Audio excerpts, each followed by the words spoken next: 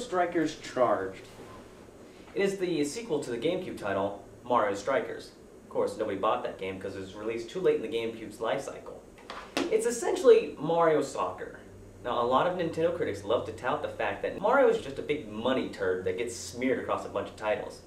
And my response is usually, doy! If they're making money off this stuff, why stop? Again, this is another Nintendo title that was published by them, but not developed by them. Instead, it was Next Level Games. It really irks me to say, come on Nintendo, just develop your own stuff. And Nintendo's response would probably be, hey, we're making Super Mario Galaxy, lay off. If you want to play pure Nintendo, go play Zelda. My response would be, well, I've already played. Okay, this conversation's going nowhere. Let's just play the game.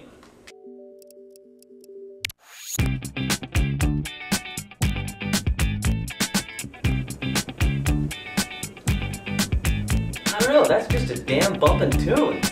It makes me wanna dance!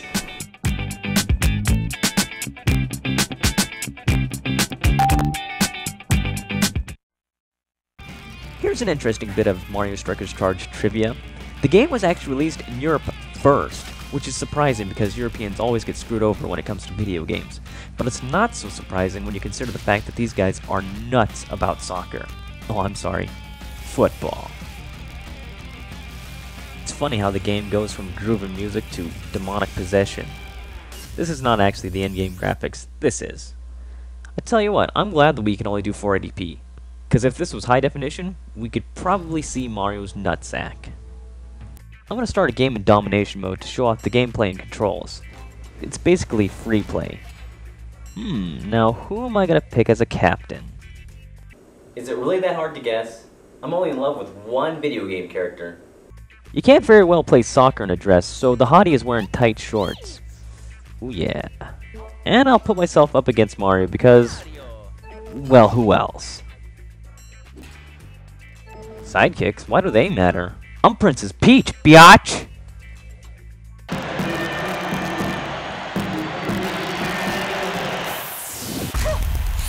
on, bring it!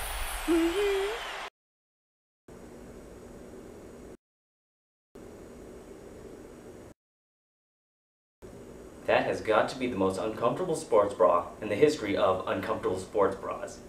I mean, just look at it. What's it made out of? The stuff that they put on the outer shield of the space shuttle? What do you think I was staring at? Do you take me for a pervert? Don't answer that question. Okay, controls. The game requires both the Wiimote and nunchuck. I think it goes without saying that you're going to move your character with the control stick. To pass the ball, press the A button. The more you pass it, the brighter it gets until it's white, which increases your odds of scoring a point. To make a shot, press the B button. You can also press and hold the B button to increase your odds too.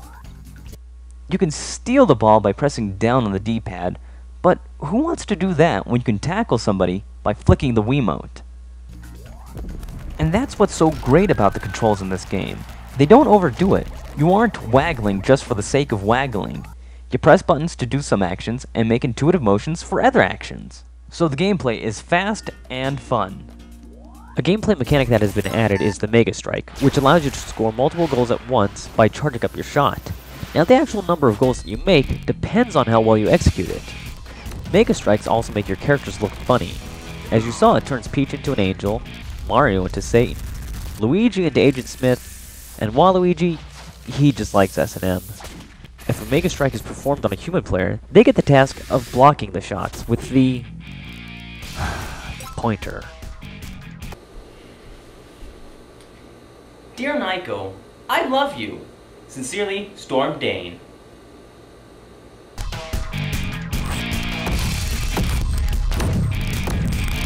Lots of different levels to choose from, including the Palace.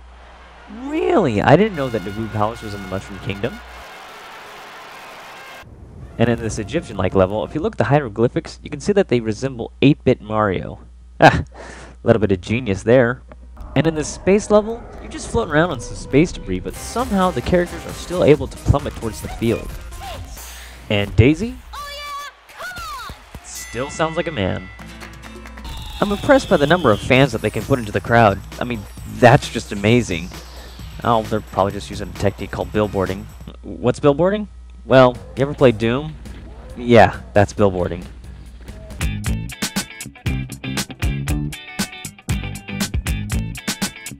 You could start a one-player campaign, but forget that. The reason why you bought Mario Strikers Charge is so you can finally play a Nintendo game online. And if you're too young to understand the severity of the situation, let me present a brief history of Nintendo and the internet. A long time ago, I was under the impression that the N64 DD was some sort of device that would allow you to play GoldenEye online. Well, I was wrong. DD just means disk drive. It was I don't know, a really bad idea. The GameCube had an actual broadband Ethernet attachment, but the only games to ever utilize it were those Phantasy Star Online games. And did anybody ever play those games? Once you finally connect, here's what you'll see. The jackass who's got the most points for the day, and your different options for playing online. You can play a complete stranger, or you can connect with a friend. Here's my friend Brian. It's actually his birthday today, so everybody should wish him a happy birthday. And Brian, I got you a present. Happy birthday, Brian. That's my roommate wishing you a happy birthday. I figure any day that a girl talks to you is a good day. Playing against strangers? Yeah, it's okay. There's close to 20,000 people that you could play against. And that I find hard to believe. I mean, here's my Wii, and here's my wireless router. What's stopping the connection? Let's try this again. Alright, the Nintendo servers have matched me up against... yeah, nice name, man. Don't be fooled. There is a little bit of lag while playing, but for the most part, it's completely smooth. Unless your connection to YouTube is lagging, in which case I have no idea what you're looking at. And as you notice, I completely suck compared to these guys. Sorry, don't quit. I can't heed your advice. As long as there's 12-year-olds Korean boys, I'll never be the best. At any game. Nintendo bragged that while online, you'd only be matched up with similar skilled people. Bullcrap. True story. I was playing online for a while. I was ranked about 5,000. Then all of a sudden, it matched me up with rank number 4. I kid you not. His name was Miguel. Here's how the game went. He immediately scored about 10 points on me, then spent the rest of the match just sort of kicking the ball around to tease me. It's at that point that I wish that I had a headset for the game.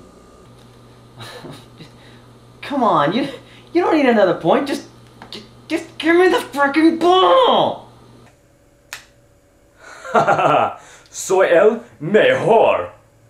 Is that proper Spanish? I really don't know. I consider that to be a pretty big problem with Nintendo. Sometimes they're just so busy creating the future that they just miss the present.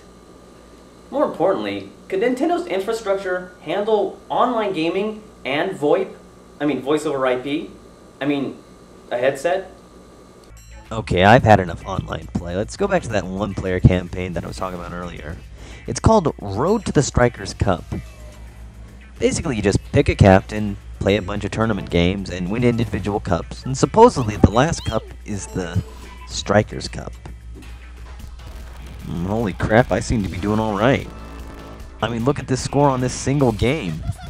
You know, Peach, I think it's only proper for you to take off your shirt when you celebrate. Wow, this first cup is a breeze. Okay, I won the Fire Cup. Now on the Ice Cup. Holy crap, I'm getting my ass handed to me. What's with the sudden jump in difficulty? I'm pretty sure I chose normal, not please give me an aneurysm. I mean, this is just pissing me off. Okay, enough kissing Nintendo ass, because there's some serious problems with this game. The one-player campaign is too damn hard. I know a lot of people say to me, well, a more difficult game just increases the level of satisfaction that you get when you finally beat it. No, it just increases my blood pressure. And for all of those who think it's silly to get angry at a video game, look, I realize it's just a game. But when I'm only 25% done with the game and I get absolutely murdered, I'm going to get a little upset. You want to know a game that did it right? NBA Street V3, how's that for an obscure reference? In V3, yeah, you played a ridiculous number of games, but the opponents got increasingly difficult, not this crap that Strikers pulls. Now, I'd like to distract you from the fact that they are completely different sports by reminding you that you again can play as Peach. Another problem is this fast and fun gameplay can quickly turn into complete chaos. Just look at this. What kind of strategy am I supposed to devise here? So when playing Road to the Strikers Cup, just be prepared to lose over and over. Oh, quit crying. What are you, a girl? Okay, I'll admit, between the time that I wrote this stuff and when I recorded my gameplay, I got a little bit better at the game, which means I could practice and become really good. I could do that. But instead, I think I'm gonna hack. Sorry, Peach, but I'm going with Mario this time around. All that pink was making me sick. Oh, you wanna mess with me? Say hello to my dry friend! I can't do Scarface. With dry bones, just go up to the goalie, charge, and then roll into the net. Look at that distance, how is that not cheating? And since my team is full of dry bones, lather, rinse, repeat. Strikers Cup, here I come. Conclusion, I don't like the game all that much, but it's still really good. Does that make any sense? Oh, just send me a video response if you don't like it. Hi Storm, just watched your review of, Mario Charged whatever, and, I don't know, I think you just suck, cause, I don't know, I really think, you've jumped the shark. I mean, whatever happened to the days of jerking off on camera? I mean, I don't know, you just suck. And that is why YouTube is simultaneously the greatest thing and the worst thing to ever happen to the internet. This has been Storm and Brian for WeTV.